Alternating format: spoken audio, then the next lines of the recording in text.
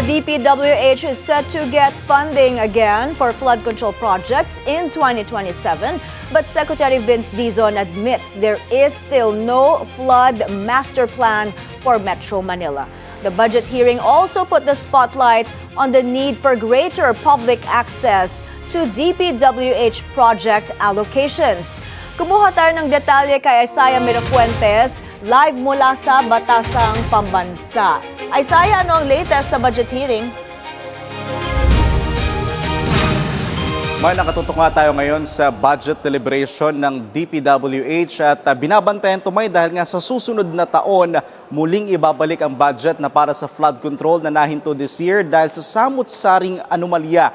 Samantala may inamin kanina ni Secretary Dizon na magpahanggang sa ngayon ay wala pa rin konkretong master plan ng pamahalaan para sa flood control projects dahil na rin yan sa ilang mga issue, partikular na raw dito sa Metro Manila.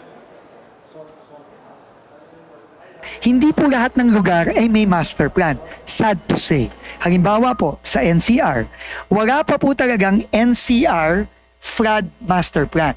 Lahat po ito ay ongoing pa. Pero meron naman pong mga local master plans tulad po ng Quezon City, halimbawa, tulad po ng Maynila, tulad po ng Pasig, Marikina. Paliwanag ni Dizon ng ilang lumang master plan raw kasi ay dapat nang baguhin dahil na rin sa climate change.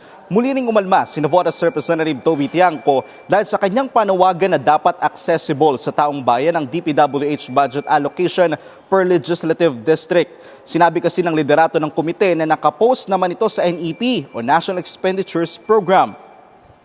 Mr. Chair, totoo po nasa NEP po yan, pero ang tanong, madali bang hanapin ng ating constituents? Kung kayo po, tatanungin ko po kayo, Mr. Chair, magkano po ang NEP ng Lone District of Navotas City? Kasi kayo po ang nagsabi noong last meeting natin na madaling hanapin. Ito po yung NEP, 722 pages. Kung hahanapin nyo lang po ang isang distrito, bakit naman kailangan basahin ng mamamayan yung 722 pages? Hindi pa dapat po madali niyang basahin?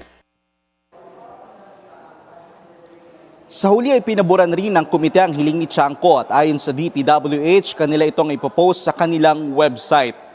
May napansin din natin doon sa numero ng mga infrastructure projects para sa susunod na taon. Mas bumaba ito kumpara this year. This 2026 may mahigit 17,000 projects ang naka-allocate para sa DPWH pero next year kapansin-pansin na bababa na lang ito sa mahigit 11,000 projects at sumatotal may aabot sa mahigit 640 billion pesos ang ilalaang pondo para sa ahensya. May. Isaiah, yung mga lugar na maraming project anomalies, will they be given another budget para pagtayuan ulit ng mga proyekto na nakalaan sa flood control? Yes, Mike, kung pagbabasihan yung first half ng hearing kasi kasalukuyan naka-break ang deliberation, wala pang ganyang request na nabanggit sa Secretary Vince Dizon. Ang sinasabi niya kanina, ang kasalukuyang challenge ng kanilang ahensya kaya hindi natin masasabi kung matatapos na ba sa susunod na taon yung mga flood control projects, particularly in Bulacan and Pampanga. Dahil kasalukuyan daw nahihirapan silang tapusin yung mga proyekto doon dahil nga sumasailalim yun sa COA audit and even sa investigation ng Office of the Ombudsman dahil nga ang karamihan sa kanila ay sangkot sa iba't ibang mga anomalya. Subalit may nangako si Secretary Vince Dizon na isa sa mga hakbang nila yung pagdadagdag ng mga project engineer at hinihiling nila yan sa DBM na dagdagan ng item yung kanilang pondo na para na rin raw makatutulong para mas mapabilis yung pagsasagawa o pagtatapos nitong mga nakabinbin na mga flood control project. Maraming salamat, Isaiah Mirafuentes, live mula sa Batasang Pambansa.